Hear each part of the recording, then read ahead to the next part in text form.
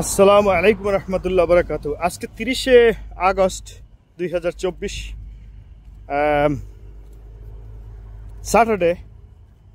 আজকে স্যাটারডে বাংলা কি শনিবার আই থিঙ্ক। তো time is now 1848। I mean বিকাল এখন। আর আমি আল মামুন বলছিলাম আয়ারল্যান্ডের ডাবলিন থেকে। It's beautiful area. কনস্ট্রাকশন এর কাজ চলতেছে, এখানে হাউস তৈরি করা হচ্ছে, আগে এটা খালি ছিল। তো যাই হোক, আমি একটা বিষয় নিয়ে কথা বলতে চাই, সেটা হচ্ছে যে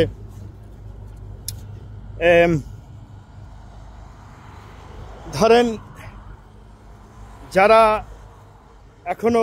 এখন কেবলমাত্র ইনকাম করা শুরু করছেন আর কি, তাদের উদ্দেশ্যে একটা কথা বলতে চাই। যে সমস্ত ছেলেরা বা মেয়েরা আয় করা শুরু করছেন, আমি তাদের উদ্দেশ্যে একটা জরুরি বার্তা দিতে চাই। আপনারা যখন 50 বছর 60 বছর বয়স হবে, তখন এটা রিয়েলাইজ করতে পারবেন যে আসলে এই লোকটা কী বলছিল। কিন্তু আপনারা আমার কথাটা একটু মনোযোগ দিয়ে শোনেন। সেটা হচ্ছে, যদি আপনি আয় করে থাকেন, 5 টাকা আয় করেন, ডাজন্ট ম্যাটার, আপনি সেখান থেকে 1 পয়সা সেভ করেন। কীভাবে সেভ করবেন এগুলো এক্সপ্লেন করতে গেলে আমার অনেক সময় লাগবে, এই ছোট্ট ভিডিওতে সম্ভব না। তবে আমি বলবো যে সেভ করেন, যেভাবেই হোক না কেন। আপনি জায়গা কেনেন, আপনি স্বর্ণ কেনেন, আপনি রৌপ্য কেনেন, আপনি গাছগাছালি কেনেন, আপনি গবাদি পশু কেনেন, আপনি কোনো আমি ব্যাংকে টাকা সেভ করার পক্ষে না, তারপরও শুরুতে আপনি করতে পারেন। এটাও অনেক সময় কাজে আসে। এক সময় এটা যদিও লাভজনক কোনো না, তারপরেও এটা অনেক সময় কাজে লাগবে আর কি। প্রথম অবস্থায় এটাও করা যায়, করতে পারেন, কিন্তু সুদ ঘুষের দিকে যায়েন না। তো এটা এক সময়, এটা কেন বলছি যে আমরা আসলে মধ্যপ্রদেশের যে মানুষরা আছি আমরা, ধরেন বাংলাদেশ, ভারত, পাকিস্তান, নেপাল, ভুটান, বার্মা, মালদ্বীপ, এই সমস্ত ধরেন যে সমস্ত উন্নয়নশীল দেশগুলো আছে, এদেশের মানুষ তো আমরা বেশি ধনী না। তা আমরা আসলে অধিকাংশ পরিবারই আমরা মধ্যবিত্ত অথবা নিম্ন মধ্যবিত্ত অথবা গরিব।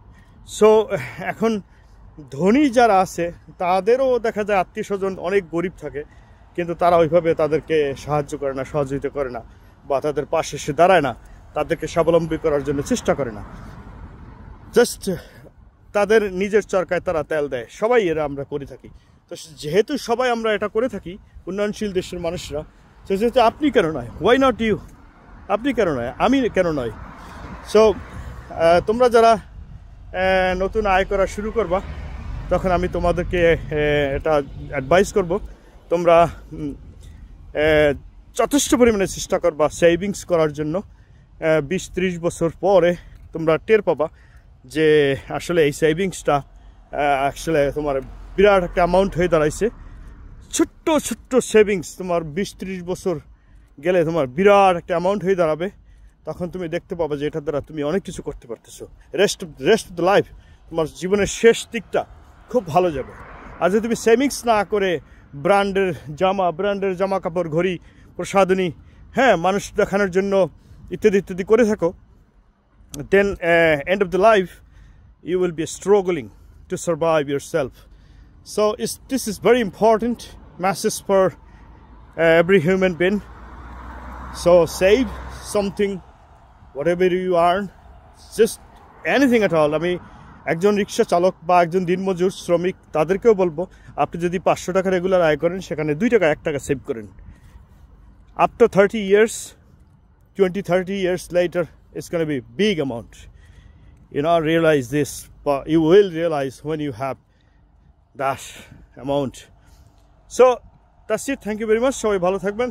আল্লাহ হাফেজ। আসসালামু আলাইকুম রহমতুল্লাহ বরকাতুহ। আসসালামু আলাইকুম রহমতুল্লাহ। আমাদের এশিয়া মহাদেশের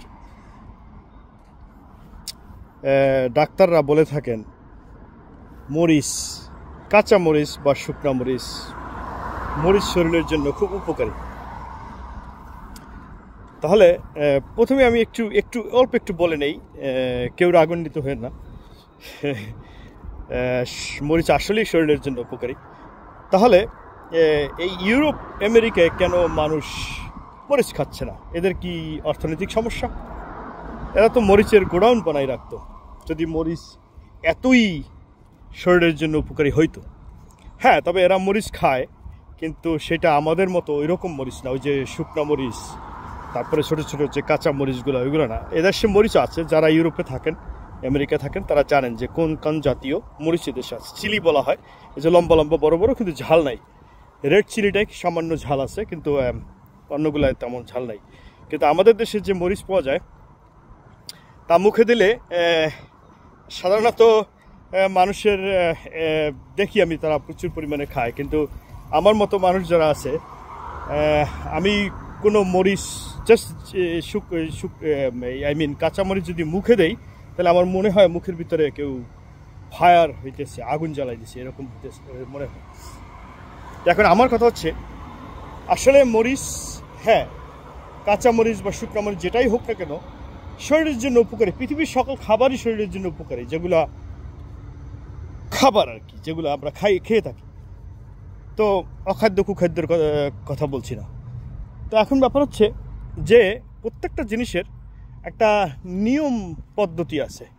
ধরেন এই মরিচ খাবারও একটা পদ্ধতি আছে। যে স্কলাররা, যে সমস্ত ডাক্তাররা যে এই সম্পর্কে অভিজ্ঞ ডাক্তাররা মরিচ সম্পর্কে বলে থাকেন যে মরিচ অনেক উপকারী, তারা আসলে একটা জিনিস ওখানে হাইড করে যায়, যে মরিচটা আসলে কিভাবে খাওয়া উচিত, কোন পদ্ধতি অবলম্বন করে মরিচটা আমাদের খাওয়া উচিত, কতটুকু ওটাকে কতটুকু হিট তাপমাত্রায় ওটাকে জ্বালানো যাবে, ওটাকে কিভাবে ব্যবহার করা যাবে, এই জিনিসটা তারা আসলে বলেন।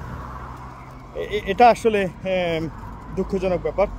তো আমি অনুরোধ করব যে যারা মরিচ সম্পর্কে, মরিচের গুণগান করেন, আমার হাসি পাচ্ছে, বিকজ মরিচ অনেক উপকারী শরীরের জন্য, তারা বলে থাকেন। আপনি হাজার হাজার ভিডিও ইউটিউবে দেখতে পাবেন, বিশেষ করে এশিয়া মহাদেশের মানুষরা, বিশেষ করে মহিলা ডাক্তার যারা আছেন, তারা এটার গুণাগুণ সম্পর্কে বেশি বলে থাকেন। এবং মরিচের মধ্যে অবশ্যই গুণাগুণ আছে, আমি স্বীকার করি, সবাই স্বীকার করবে। তো কিন্তু এই গুণাগুণটা আমাকে শরীরের ভিতরে নিতে হলে আমাকে ওটাকে কিভাবে ব্যবহার করতে হবে এটা জানা অত্যন্ত জরুরি। তো এটা শুধু মরিচের ক্ষেত্রেই না, পৃথিবীর যে কোনো জিনিসের ক্ষেত্রেই এটা প্রযোজ্য, যে একটা জিনিস শরীরের জন্য উপকারী, কিন্তু কিভাবে ব্যবহার করতে হবে, কখন কীভাবে কতটুকু ব্যবহার করতে হবে, এটা আসলে জানা আরও গুরুত্বপূর্ণ। Otherwise it's not gonna be work, এটা কোনো কাজ করবে না। সো আমি তাদেরকে বলবো, আপনারা মরিচ খাওয়া যে উপকারী, এটার সাথে সাথে কিভাবে খেলে, কিভাবে খাইতে হবে, কতটুকু খাইতে হবে, কে খাইতে পারবে, কে খাইতে পারবে না, ইত্যাদি ইত্যাদি সম্পর্কে এক্সপ্লেইন করবেন। ধন্যবাদ সবাইকে। আসসালামু আলাইকুম ওয়া রাহমাতুল্লাহি ওয়া বারাকাতুহু।